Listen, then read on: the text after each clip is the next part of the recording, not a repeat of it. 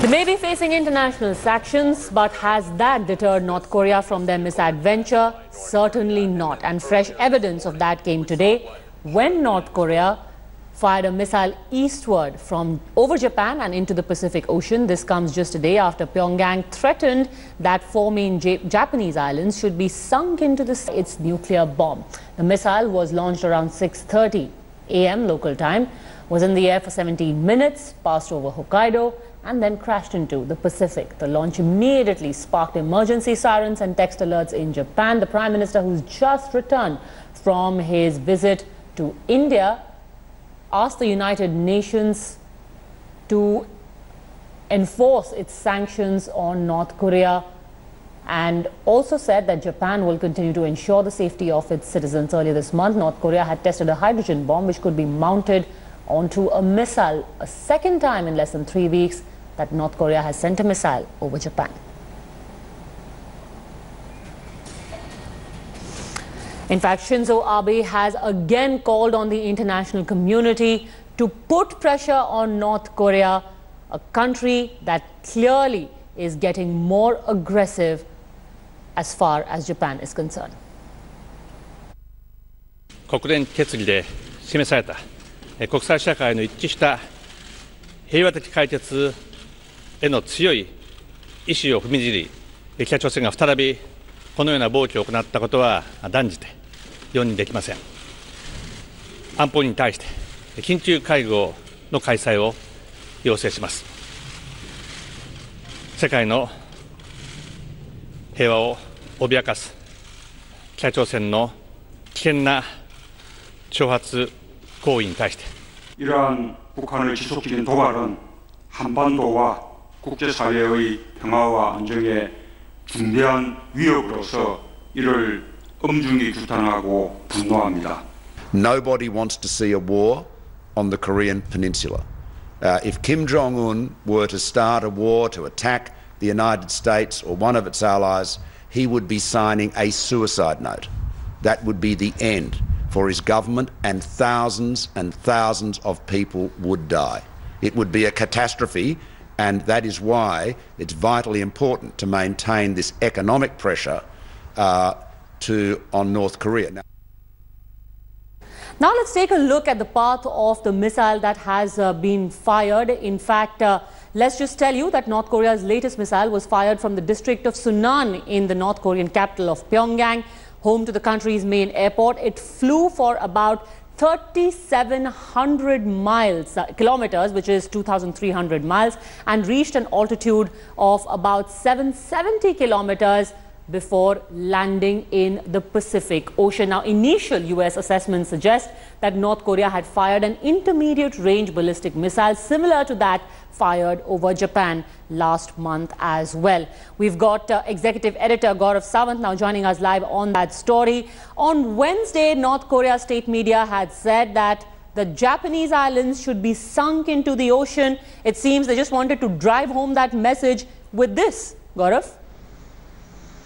Padmaja, another deliberate provocation by North Korea. This was, of course, expected because since last week there was talk that one more intermediate-range ballistic missile would be tested over the weekend. So there was preparation already both by North Korea for the test, by South Korea, who was monitoring this entire movement, and by Japan, where alerts were already declared over the Hokkaido island.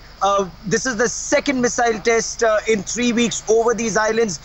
As you very rightly pointed out, the missile, the IRBM, flew for about 3,700 kilometers and landed in the North Pacific Ocean. But one, it's a deliberate provocation, and two, despite sanctions, the world clearly is not in a position to effectively deal with North Korea, engage with North Korea, because militarily there is no solution to this. That's the conclusion that both the United Nations and other countries have come to at this point of time. Also because perhaps China is still not on board on what's the next course of action. So what's the best way to engage with North Korea despite sanctions? That's the big challenge. But as far as Japan is concerned, you'd recall Shinzo Abe was recently in Ahmedabad, and Prime Minister Narendra Modi and Shinzo Abe, in their talks, they very specifically spoke of how to deal with the North Korean threat. while there's one, China has two best friends. One is Pakistan, one is North Korea. One's a threat to India, the other is a threat to Japan. And that is where an effective counterbalance is being sought. This is the axis of evil for both Japan and India. This launch, got to stay with me because remember, this launch is the second to fly over Japan in less than a month and the first since North Korea's 6th nuclear test. How have the past nuclear tests gone? Each one of them a deliberate statement. The rogue states nuclear test began just over a decade ago. The first one was in October 2006 with a power of 1 kiloton and an earthquake of 4.2 magnitude. Subsequently, in 2009, there was another which had a power of 2 to 8 kilotons with an earthquake of 4.7 magnitude. February 2013 was the third one, which had in fact a magnitude of about 6 to 7 kilotons. So all of this has happened. The latest one happened just in September this year. This was the third one in February 2013. It was the first test, remember, under Kim Jong-un. 6 to 7 kilotons, 4.7 magnitude, and another one, another earthquake of 5.2 magnitude. Subsequently, in January 2016, there was one of 4 to 6 kilotons. And finally, you had one in September 2017, which was the most powerful one so far, preceded by one in September last year, which was of 10 kilotons. So this is how it has happened so far.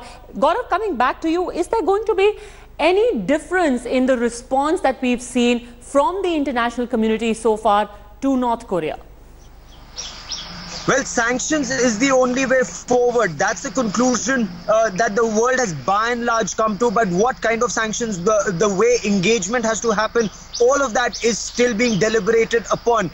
The fact that North Korea now has a tested intercontinental ballistic missile, an ICBM, which can which can reach the United States, is a cause for serious concern. The fact that it has already miniaturized a nuclear device, a hydrogen bomb, as Kim Jong-un claimed, that's a cause for very serious concern. So to get North Korea back on track is the biggest challenge the world faces at this point of time. America is extremely unhappy with China because China's engagement with North Korea hasn't yielded the kind of results that were expected. And that's a setback to Chinese President Xi Jinping. Once again, it's again the sanctions route that is being deliberated. More sanctions on North Korea, and also to ensure that somewhere down the line, it has to be a cautious, non-military, pressure that has to be mounted on North Korea to get it back on track from its nuclear program. I want to ask you, Gaurav, is there going to be war now that the madman, as Donald Trump called him, has the bomb? That's a cause for serious concern because there's one unpredictable man in North Korea. Many say there's one unpredictable man in the United States of America. But by and large, so far, it's followed a course of non-military intervention. While America may have threatened North Korea with, locked and loaded for all fire and fury, those were words that came from the US President Donald Trump. Right. It's by and large, it cannot be one country engaging with the other. It has to be the world versus North Korea to engage with North Korea. So that it's the United Nations that needs to move forward. That's the line that is currently being taken. Okay, for now, Gaurav Sawant, thank you very much for joining.